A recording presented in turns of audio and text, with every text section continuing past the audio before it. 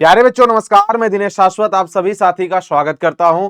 कैसे हो सभी साथी? आप सब लोग का एनुअल एग्जाम, जिसे आप सब लोग कहते हो वार्षिकी परीक्षा 11th की डेट आ चुकी है। एग्जाम भी देना है। किस टाइप का आंसर आप लोग को लिखना है कि एग्जामिनर पूरा का पूरा नंबर दे सके और 12th बिहार बोर्ड की परीक्षा देने से पहले आपके अंदर एक अलग कॉन्फिडेंस आ सके, जिससे आप लोग स्टेट रैंकर और डिस्ट्रिक्ट रैंकर बन सको। तो मेरे प्यारे बच्चों, आप सभी लोग को आज बताने वाला हूं, हिंदी में अगर अभी तक कुछ नहीं पढ़ा तो इस मेरी बात को सुनिएगा, इस वीडियो को देखिएगा।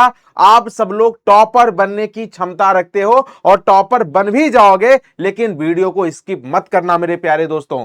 आप सब लोग बहुत घबराए हो, डरे हुए हो, किस चैनल से पढ़ूं, कहां से पढ़ूं, कौन शिक्षक मेरे लिए बेहतर होगा। तो मेरे प्यारे बच्चों, ये चुनाव आपके हाथ में है। आपको क्या करना है, कैसे पढ़ना है, क्या क्या ऐसी स्ट्रेटजी आपको, किसकी स्ट्रेटजी टॉप लेवल की लग रही है, मेरे प्यारे बच्चों इस बात को ध्यान देना। बात आती है कि 11वीं वार्षिकी परीक्षा के लिए, तो मेरे प्यारे बच्चों आप सब लोग समझिएगा, ये जो आपकी परीक्षा है, ये जो एनुअल एग्जाम है, तो आप सब लोग ध्यान देना। 11वीं परीक्षा जो होने वाला है, आप सभी का बहुत कम टाइम बचा हुआ है, तो इसमें आप सबको पता होना चाहिए। खास करके मैं दिनेश शाश्वत आप सबको क्या पढ़ाऊंगा, हिंदी सब्जेक्ट पूरे साल पढ़ाऊंगा, जो इस बार आप सब लोग 12th में जा रहे हो, यानी बिहार बोर्ड का एग्जाम जो 2027 में दोगे, एनुअल एग्जाम 11th का, तो अभी आप लोग देने वाले हो।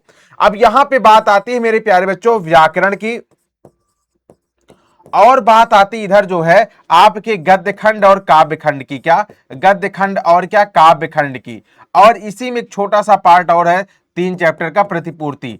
अब यहां पे आप सब लोग को पूरी तैयारी कैसे होगी, क्या करना होगा मेरे प्यारे बच्चों। व्याकरण का केवल केवल ऑब्जेक्टिव क्वेश्चन आएगा और यहां पे ऑब्जेक्टिव सब्जेक्टिव दोनों आएंगे।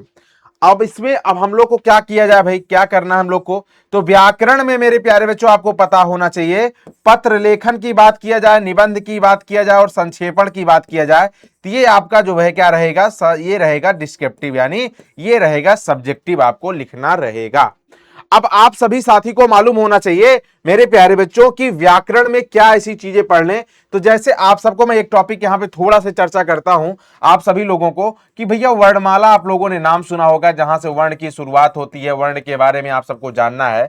जो वर्णों का सुव्यवस्थित समुदाय होता है, जितने बच्चे वर्णमाला के बारे में नहीं जानते हैं, मेरी ये 5 मिनट की वीडियो देखना, आपकी उंगली पर नागिन डांस कर देगी। लेकिन हां, इससे पहले आपको एक बात बताऊंगा, यहां पे इस बात को जरूर याद रखिएगा मेरे प्यारे बच्चों। जैसा कि अभी अभी आपको बताया कि भैया व्याकरण में संक्षेपण आपको सीखना रहेगा, और क्या सीखना रहेगा, क्या भाई पत्र लेखन भी सीखना रहेगा, और क्या निबंध लेखन भी सीखना रहेगा। तो जो कि आप सबको पता है कि हिंदी का एग्जाम बहुत जल्द होने वाला है, हिंदी का एग्जाम बहुत जल्द 11th में भी होने वाला है। ये संक्षेपण आपको वहां लिखने को मिलेगा, पत्र लेखन मिलेगा, निबंध लेखन मिलेगा। तो इसमें कितने ऐसे विद्यार्थी हैं, कमेंट करके बताइएगा, अभी संक्षेपण लिखना नहीं जानते, पत्र लेखन लिखना नहीं जानते, निबंध लेखन नहीं जानते, या व्याकरण का टॉपिक जो और है उसको अच्छे से नहीं जानते। तो एक बार कमेंट करके जरूर बताना। लेकिन उससे पहले आपको बताऊं, ये वीडियो आप जहां देख रहे हो, ये वीडियो सेक्शन में जहां देख रहे हो, आप वहीं पे पॉपुलर पे जाना, यहीं पे मतलब जहां पे आप देख रहे हो वीडियो सेक्शन पे, यहीं पे आप पॉपुलर पे जाना। ये तो आपका समस्या सॉल्व हो जाएगा, ये समस्या तो आपकी सॉल्व हो जाएगी मेरे प्यारे बच्चों। यहां पे आप देखना मेरे प्यारे बच्चों, यहां पे देखना 2.5 लाख से ज्यादा बच्चे देख रखे हैं, इसको आप देखना। सबसे टॉप लेवल का जो है ये संक्षेपण में यहां तरीका बताया हूं सीखना, ये आप सीख लेना। मात्र 10 मिनट की वीडियो है, जहां पे ये वीडियो देख रहे हो उस समय इसी चैनल पे रिकॉर्डेड फॉर्म में आप पॉपुलर पे जाना, आपको फर्स्ट या सेकंड वीडियो ऐसे कुछ है, फर्स्ट या सेकंड या थर्ड ऐसे कुछ वीडियो होगी, उसी नंबर पे होगी, थर्ड पे होगी शायद, या सेकंड या फर्स्ट ऐसे कुछ है, आप देखना तो आपको ये वीडियो मिल जाएगी। आप संक्षेपण पूरा अच्छे से पढ़ लेना, मात्र 10 मिनट वीडियो है, पूरे पूरे नंबर पक्के हो जाएंगे। अब बात आती है पत्र लेखन की मेरे प्यारे बच्चों, निबंध लेखन की, इसको भी मैं और अच्छे तरीके से आपको बताने का प्रयास करूंगा, बाकी ये भी चैनल पे आपको मिलेगा। अब यहां पे वर्णमाला में जो आपके ऑब्जेक्टिव केवल आएंगे, उसको मैं आप सबको थोड़ा से सिखा देता हूं। जैसे आप जानते हो हिंदी वर्णमाला में अक्षरों की संख्या कितनी होती है बाबू, 52 होती है। लेकिन आपको पता है 2024 में केंद्रीय हिंदी समिति के द्वारा 53वां वर्ण जुड़ा है, जो कि 53वां वर्ण का ये आपको देखने को मिलता है, ये 53वां आपका वर्ण है। और यहां पे अगर आपसे क्वेश्चन कोई पूछेगा कि हिंदी वर्णमाला को कितने भागों में विभाजित किया गया है, तो आप सब लोग कमेंट करके बताओ, कितना बताओगे, कितना जानते हो हिंदी वर्णमाला को कितने भागों में विभाजित किया गया है, स्वर और व्यंजन में। किसमें भैया, स्वर और व्यंजन में। मेरे प्यारे बच्चों आप सब लोग ध्यान देना, जिनको स्वर और व्यंजन बहुत कठिन लगता है, केवल एक ही स्लाइड पे मैं पूरा डिटेल में पढ़ा दूंगा, स्वर और व्यंजन आपकी उंगली पर नागिन डांस करने लगेगी। लेकिन आप सब लोग ध्यान देना, जैसे बात आती है, आप सब लोग ध्यान देना यहां मेरे प्यारे बच्चों, जैसे बात आती है व्याकरण की, बात आती है गद्य खंड की, बात आती है काव्य खंड की, बात आती है मेरे प्यारे बच्चों प्रतिपूर्ति की, यहां पे गुरुजी इसके ऑब्जेक्टिव पूरे कब पढ़ाओगे आप, ये प्रश्न बन रहा होगा ना। तो मेरे प्यारे बच्चों इसके पूरे के पूरे संपूर्ण हिंदी आप लिख सकते हो, संपूर्ण हिंदी का एमसीक्यू भी मैं लेकर आऊंगा, आप सबको मैं पढ़ाऊंगा एग्जाम के पहले। आप सब लोग ध्यान देना, बिल्कुल रेडी रहना। मे भी मंडे को क्लास रहेगी, आप सब लोग अगर इस पे नहीं रहेगी तो हिंदी मीडियम पे रहेगी। PW Bihar board 11th and 12th दोनों चैनल सेम है, ये वाला चैनल और दोनों 12th के लिए है, और दोनों आप सबको 11th और 12th के लिए है, और दोनों आपको पता होना चाहिए मेरे प्यारे जो हिंदी चाहे आर्ट की हो चाहे इंग्लिश मीडियम हो, हिंदी मीडियम सबका सिलेबस सेम है, मैं ही आप सबको सिखाऊंगा, ठीक है।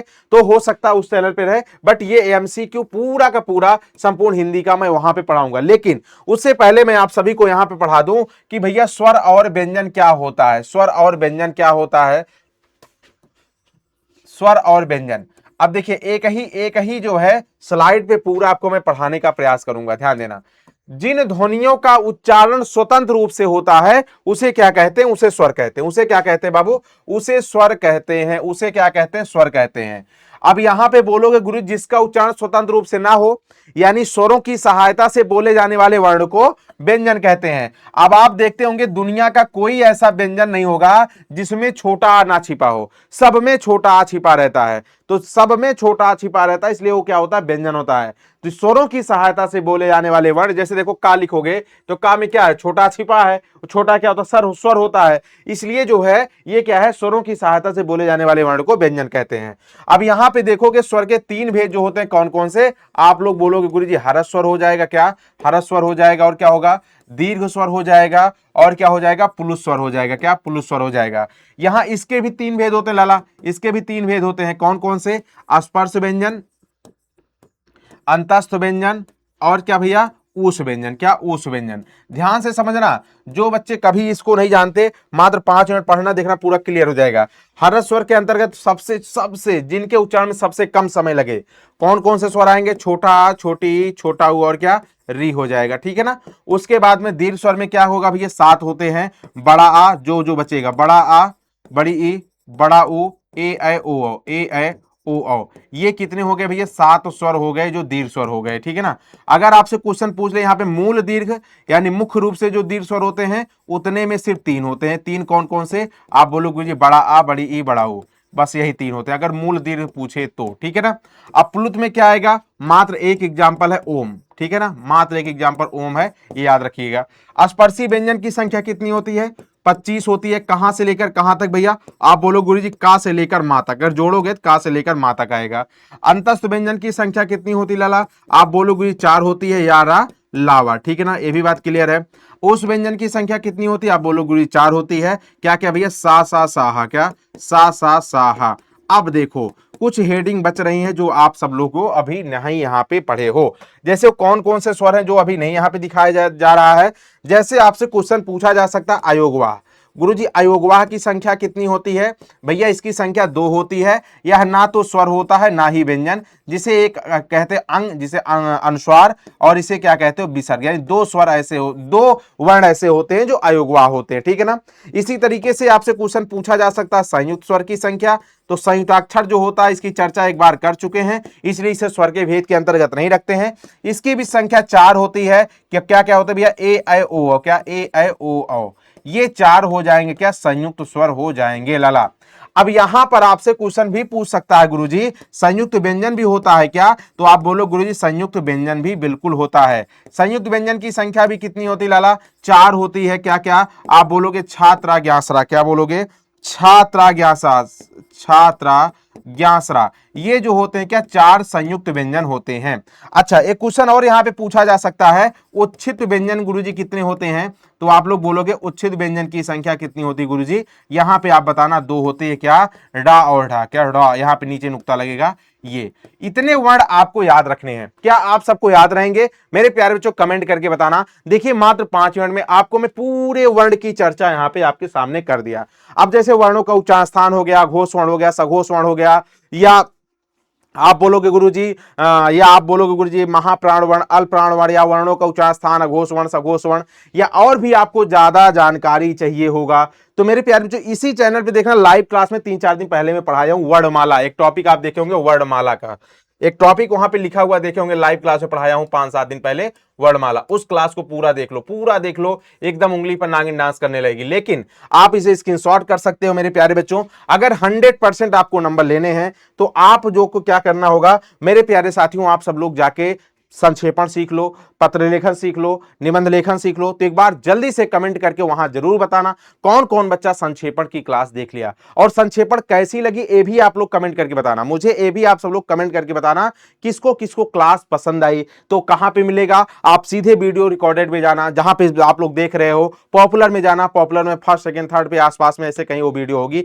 आप लोग, क्योंकि अगर पॉपुलर नहीं क्लिक करोगे तो बहुत स्क्रॉल करना पड़ेगा, इसलिए पॉपुलर करना पा जाओगे। उसको सीखो, बिहार का हर बच्चा देख रहा है, उसे रेफरेंस मान के उसी को पढ़ता है, तो आप लोग को पढ़ना पड़ेगा, ठीक है ना। अब बात आती किताब की सब्जेक्टिव और ऑब्जेक्टिव की, ठीक है ना, बात आती किताब की सब्जेक्टिव का, ठीक है ना, या ऑब्जेक्टिव की बात आती है। तो मेरे प्यारे बच्चों आप सबको मैं प्रॉमिस कर रहा हूं इसका सेशन भी आपके चाहे हिंदी मीडियम या इंग्लिश मीडियम या दोनों चैनल पे मैं लेकर आऊंगा। आप बिल्कुल मुझ पर भरोसा रखा। और मेरे प्यारे बच्चों मैं दिनेश शाश्वत आपको सामने प्रॉमिस करता हूं कि जो आपके सामने मैं कमिटमेंट करूंगा, जो मैं करता हूं वो पूरा करके दिखाऊंगा। बिल्कुल आप बिल्कुल मत परेशान होना, बिल्कुल मत परेशान होना, मैं हमेशा आपके साथ हूं, ठीक है। इस बात को याद रखना, क्योंकि 11th के एग्जाम से आपको कॉन्फिडेंस आएगा और 12th में टॉपर बनना है, रैंकर बनना। अभी से कमर कस लो, अभी से साथ दो, अभी से पढ़ाई शुरू कर दो, जैसे जैसे बोलता चलूं वैसे चलो, क्योंकि आप जानते हो बिहार का हर बच्चा हिंदी यहीं से पढ़ता है। और अपने भाई बहन, बड़े जो भाई बहन हैं उनसे पूछोगे ना, हर कोई बताएगा प्यार से मुझे किस नाम से बोलते हैं। आप सब लोग सीख जाओगे किस नाम से बच्चे मुझे बोलते हैं, ठीक है ना। तो आप सभी को थैंक यू सो मच, मिलते हैं नेक्स्ट क्लास में। एक बार कमेंट करके जरूर बताना मेरे प्यारे प्यारे बच्चों कि कैसी लगी क्लास अभी की, और वहां पे जब आप संक्षेपण पढ़ लेना तो वहां पर भी बताना कि आप सबको संक्षेपण कैसा लगा मेरे प्यारे बच्चों। वहां भी आप सबको बताना है कि क्लास कैसी लगी, ठीक है ना। थैंक यू सो मच, अपना ख्याल रखना, बाय बाय, टेक केयर, मिलते हैं next time. Thank you so much Lala.